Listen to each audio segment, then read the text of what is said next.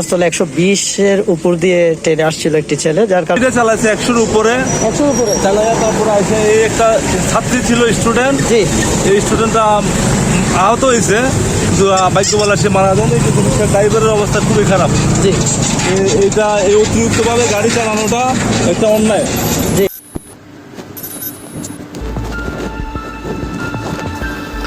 হবিগঞ্জে বেপরোয়া মোটরসাইকেল সন্ত্রাস, শিশু শিক্ষার্থীরা নিরাপদ নয়। হবিগঞ্জ শহরের রাজপথে এখন যেন অঘোষিত রেসিং ট্র্যাক।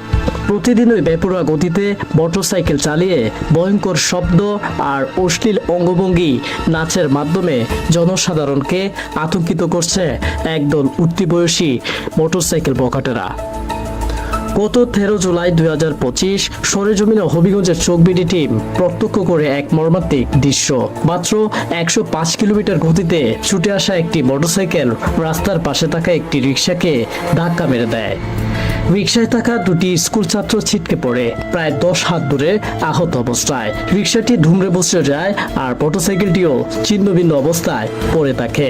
এমন ঘটনার পরও শহরের কার্যকর কোনো প্রতিরোধ বা আইন শৃঙ্খলা বাহিনীর তৎপরতা চোখে পড়ছিল না।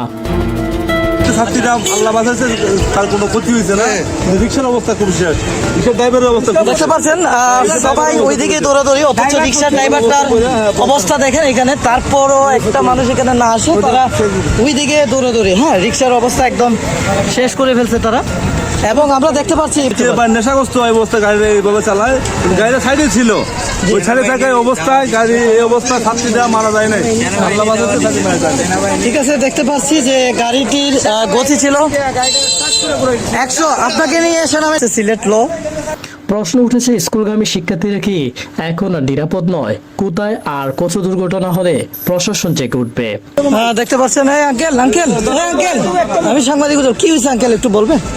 রিক্সা তুলছে, মানে তুমি রিক্সায় ছিলে, তারপরে কি হয়েছে?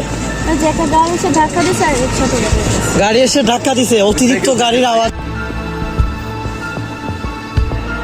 হবিগঞ্জের রহস্যজনক মোটরসাইকেল আরোহী এরপর যা ঘটল, ঠিক যখন জনতা দৃষ্টি রেখেছিল রিক্সা চালক ও স্কুল ছাত্রীদের দিকে, ঠিক তখনই শহরের একাংশে ঘটে যাচ্ছিল এক রহস্যময় ঘটনা। হঠাৎ করে এক অসুস্থ মোটরসাইকেল আরোহীকে ঘিরে শুরু হয় নানার গুঞ্জন।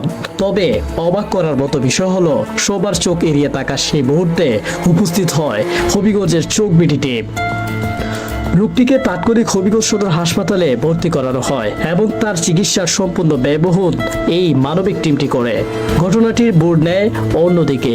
সন্দেহ দানা বাঁধে লোকটিকে পরিচয় ঘিরে, তাই একসাথে মাঠে নামে হবিগঞ্জের সেনাবাহিনীর একটি বিশেষ ইউনিট।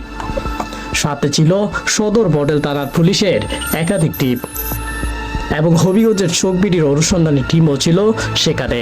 এরপর তারা চাপে পড়ে উন্মোচিত হতে থাকে একের পর এক নানা রহস্য ঘটনা। উজ্জ্বল আহমেদ, ইনভেস্টিগেশন, হবিগঞ্জ।